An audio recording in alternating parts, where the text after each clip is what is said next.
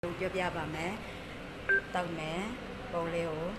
ပြီးလို့ရှိရင်အင်္ဂလိပ်စာကိုရွေးမယ်ရွေးပြီးလို့ရှိရင်ဒီမှာချက်တဲ့ဘုတ်ဆက်လေးကို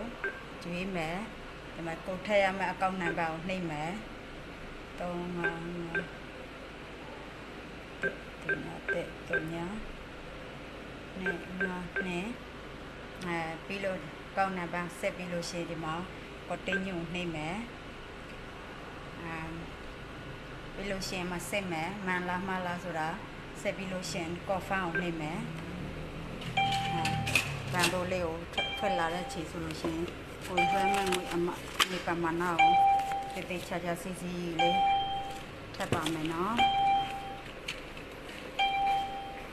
ထပ်ပြီးလို့ရှိရင် star ကိုနှိပ်မယ်ဒီဆက်ပါမယ်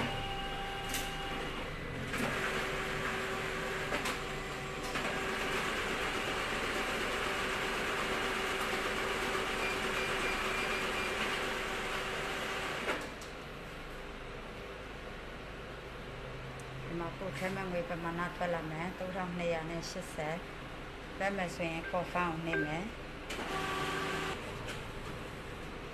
ဒီလိုဆိုရင်ဒါဆက်လက်ယူဖို့တက်ဒါလေးကိုနှိပ်မယ်ဆက်လက်ထွက်လာပါမယ်ပို့ရထားတဲ့ဆက်လက် okay အားလုံးရှင်းပြကြပါစေရှင်